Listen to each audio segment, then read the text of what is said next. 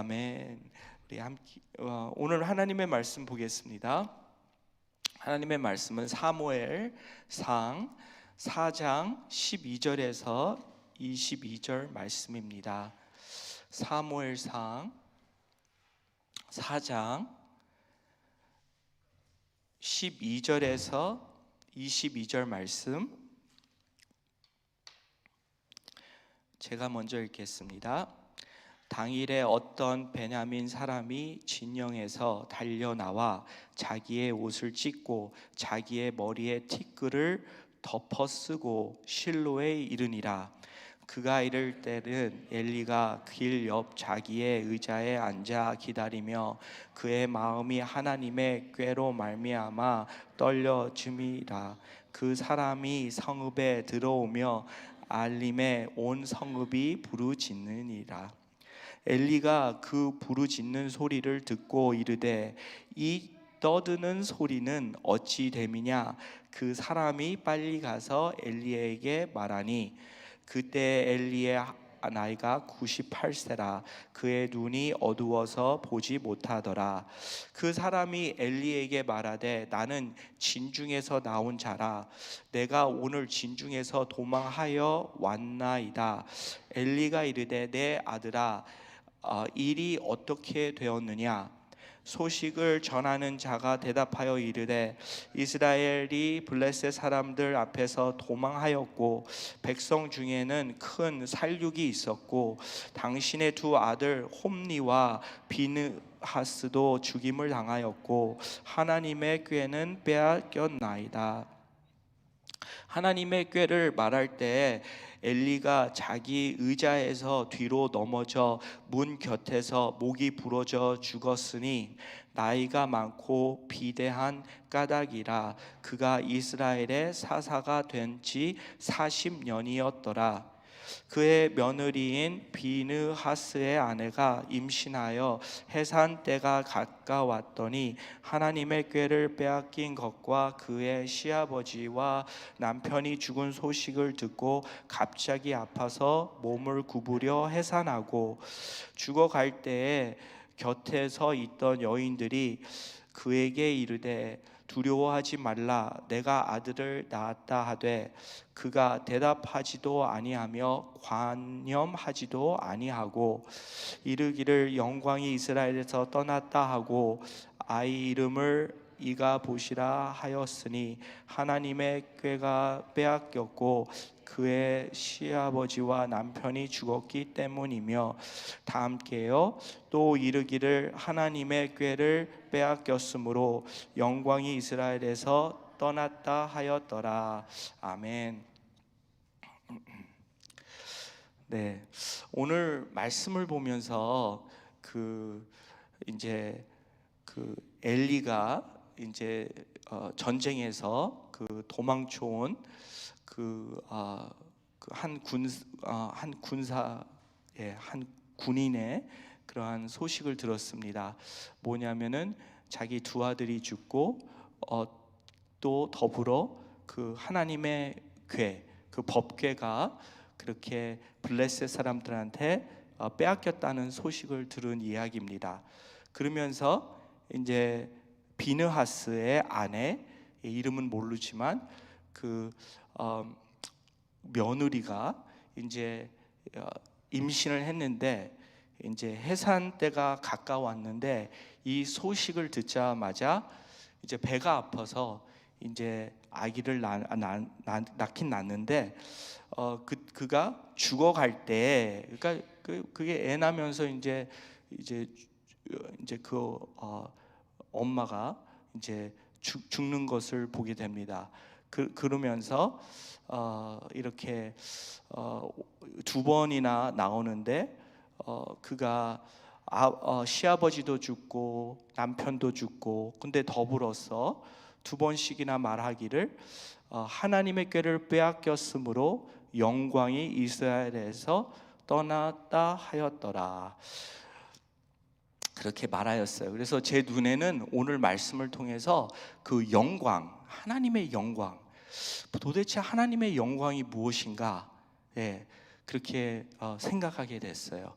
근데 이 법궤라는 것이 그 안에 하나님의 임재가 이렇게 하나님의 임재, 그러니까 하나님께서 그렇게 모세를 통해서 그렇게 그 하나님의 이렇게 내려오셔서 모세하고 또 대화 나누시고, 또 법궤를 통해서 성막이 세워지고, 성막을 통해서 사람들이 이렇게 하나님께 제사 드리는, 또 예배 드리는, 그들의 죄를 씻음을 받고 하나님의 말씀을 들을 수 있는 그러한 관계적인 것을 이렇게 하나님께서 또 그 법궤를 통해서 그렇게 하나님의 임재를 또 드러냈다는 것이죠.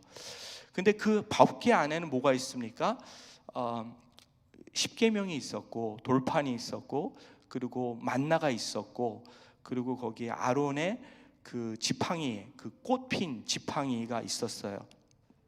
근데 그것이 뭐 한 단어로 얘기하면은 하나님의 영광을 드러낸다는 것이에요. 영광을 증거하는 물건들이라는 거예요. 하나님의 말씀이든 만나를 뭐 40년 동안 광야에서 그렇게 하나님이 돌보신 그 하나님, 필요한 것을, 육신이 필요한 것을 제공해 주시고 지팡이로 이렇게 인도하시는 하나님을 그렇게 기억할 수 있는 그 하나님의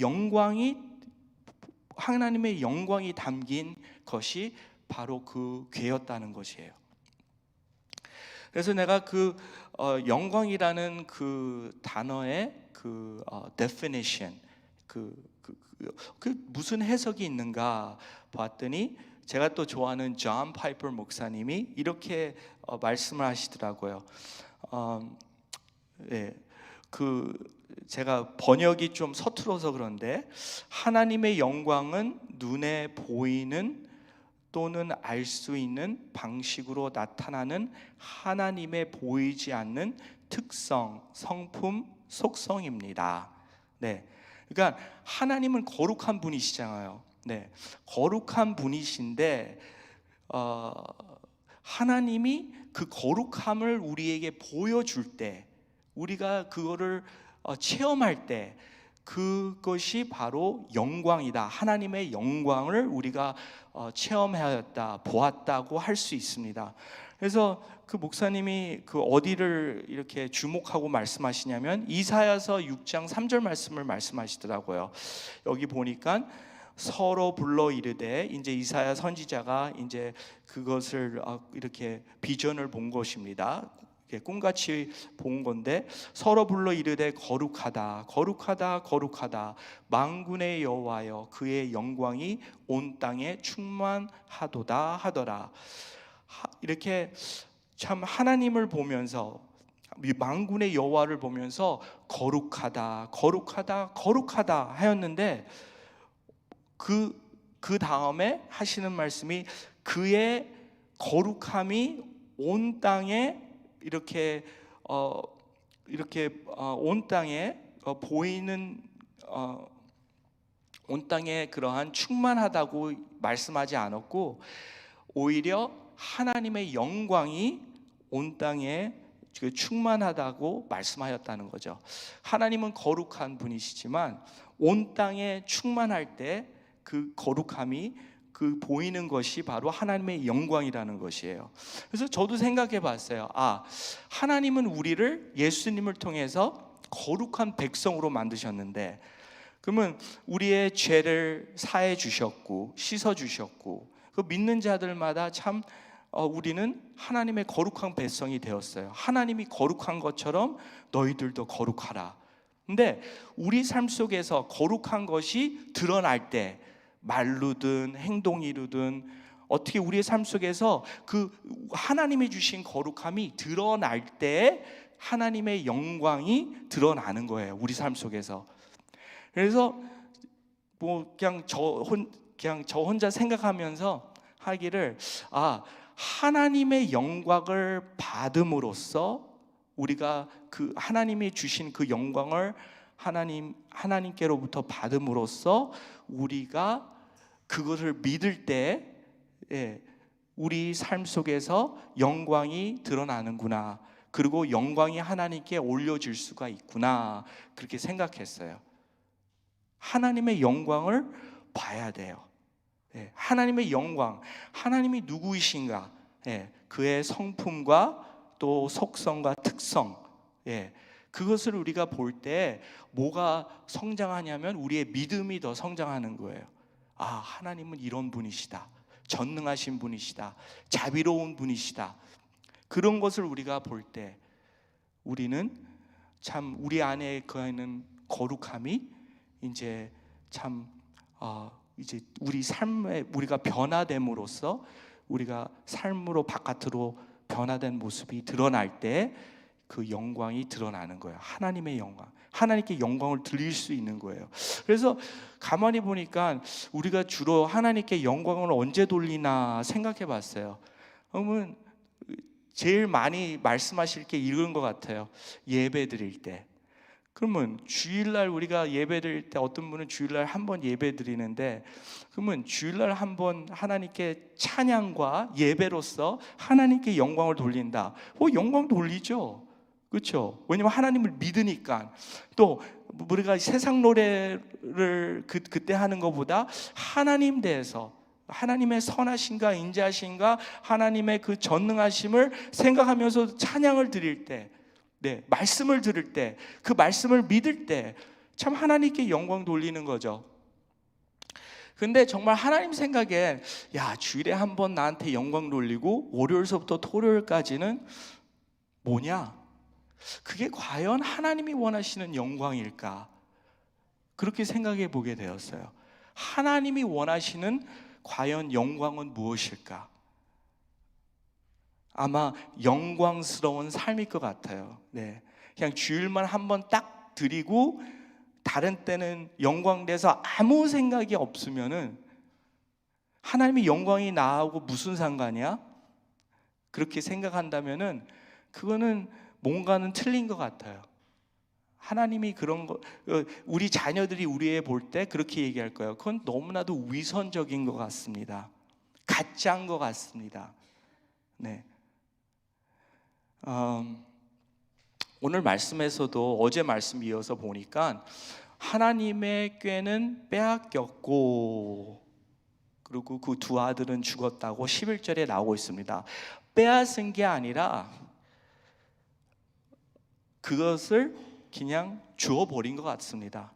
왜냐하면 이스라엘 백성들이 그때 죄를 졌거든요. 우상 숭배를 하고 또 이 제사장이라는 사람들은 간음을 하고 하나님의 법을 막 무시하면서 자기 중심대로 욕심대로 그렇게 살았거든요. 대제사장서부터 제사장서부터 그런 많은 백성들이. 그럼으로써 하나님의 영광을 가렸어요. 그러니까 빼앗긴 게 아니라 그냥 그것을 그냥 그 적에다가 그냥 줘버렸다, 그렇게 해석해도 될 것 같아요. 이 블레셋 사람들한테 법궤를 빼앗겼는데 이것은 이스라엘 백성들의 어쩌면은 영적인 하나님과 관계적인 상태를 얘기하고 있어요. 하나님의 영광을 무시하고 가림으로써 그냥 적에게 주어버리는 거예요. 빼앗긴 게 아니라. 그럼으로써 그렇게 일어나는 것이 무엇이냐면은 그냥 좌절이에요. 예, 그래서 12절서부터 오늘 말씀을 보니까 도망하였다, 예, 그런 말들이 나오고, 그리고 그 소식을 들은 바 그냥 뭐 죽어버렸다, 그런 말이 나오고, 그리고 또 그 애를 해산한 그 여인은 이제 뭐라고 썼어요? 이 애가 나왔는데도 20절에 보니까 두려워하지 말라, 그 여인들이 얘기하면서 두려움이 있고, 그러니까 그 부인이 대답하지도 아니하며 관념하지도 아니하고 그냥 멍하게 있었다는 거죠. 그냥 아무 생각 없이, 예, 나한테는 아무 기쁨이 없다, 기쁨이 없는. 네. 근데 그것이 바로 왜 이 부인이 이렇게 멍했을까? 그러면서 시아버지도 죽고 남편도 죽고 그 법궤도 없음으로써 하나님의 영광이 그렇게 떠나갔다. 이스라엘 백성으로 떠나갔다. 그러한 생각 속에서 그는 끝을 맺었습니다. 이 스토리 가운데서 저는 두 가지를 생각했어요. 하나는 하나님의 영광이 나한테는 이렇게 중요한구나. 참 중요하다. 과연 내가 중요하는 것 10가지 안에 하나님의 영광을 내가 볼 수 있다는 것이, 하나님의 영광을 내가 체험할 수 있다는 것이 얼마나 나에게 중요한가. 하나님의 영광이 어디에서 드러나냐? 하나님 말씀에서 드러나고, 하나님의 모든 창조물에서 드러나고, 특별히 인간, 하나님의 모습으로 지은 인간의 모습에서 드러나야 될 텐데, 그 영광이 가려질 때가 있다는 거죠. 그래서 참 영광, 하나님의 영광, 과연 오늘도 하나님의 영광을 내가 어디서 체험하며 어디서 볼 수 있을까? 그런 질문을 해봤고요. 두 번째는 참 이 부인, 비느하스의 아내가 그 아버지도 시아버지도 죽고 남편도 죽고 법궤도 없어지고 절망 속에 있었어요. 근데 아이가 낳는데도 기쁨이 하나도 없고, 그것도 남자가 낳는데도, 근데 아들이 낳는데도. 근데 이걸 보면서 이렇게 생각했어요. 왜 시아버지가 또 남편이 중요하긴 중요하지만 하나님과 영광과 무슨 상관이 있을까? 상관이 있더라고요. 왜 그러냐면 이 아내는 대제사장인 시아버지를 통해서, 남편을 통해서 하나님의 영광을 볼 수 있겠다라는 소망이 있었던 거예요. 근데 그 볼 수 있는 그 길이 없어졌다는 거예요. 뭐 인간적으로 시아버지가 돌아가시고 남편이 돌아갔으니까 슬프겠죠. 근데 기대를 했다는 거예요. 그래도 시아버지라는 분이 대제사장이고 남편이라는 분이 제사장인데, 그분들을 통해서 내가 하나님의 영광을 체험할 수도 있었는데 그것까지도 없어졌구나. 우리 삶 속에서도 그런 것 같아요. 하나님의 영광을 우리가 체험했다는 것, 뭐 교회를 통해서, 목사님을 통해서, 어떤 성도님을 통해서. 근데 그분들이 다 떠나가 버려요. 그러면은 나는 과연 이제 하나님의 영광을 어디서 볼 수 있을까? 그런 생각도 할 때가 있어요. 그렇지만 이것은 거짓말이에요. 하나님의 영광은, 이 법궤는 떠나지를 않았어요. 그래서 나중에 5장에서도 나오지만 법궤만으로서 이 블레셋 사람들이 그 다곤 신이 완전히 그 법궤에 무너지고 그 블레셋 사람들이 완전히 그렇게 항복하는 그러한 일들이 있고, 법궤가 다시 이스라엘 백성에게 돌아오는 그러한 것, 속량, redemption, 아주 컴백, 탕자가 아버지께 돌아오듯이 하나님의 백성이 하나님께로 돌아오는 그러한 일이 있는 거죠. 하나님의 영광이, 가장 큰 영광이 어디에서 드러나냐면 바로 예수님으로부터 드러나는 거예요. 예수님을 통하여서 우리는 뭘 받았냐면은, 하나님의 영광은 하나님의 백성으로부터 영원히 존재한다. 떠나지 않는다는 거예요. 근데 떠났다고 생각했을 때 그것은 거짓말이라는 거예요. 그 거짓말에 우리는 넘어가서는 안 돼요. 포기해서는 안 돼요. 우선은 제가 최근에 요즘에 몰 같은 데 가보면 언티 앤 프레첼이라고 있어요. 미국 이렇게 모양으로 된 과자인데 되게 유명하거든요. 아니, 되게 유명한 것보다도 많이 알려졌거든요. 그 여인의 간증을 최근에 들었어요. 언티 앤 프레첼.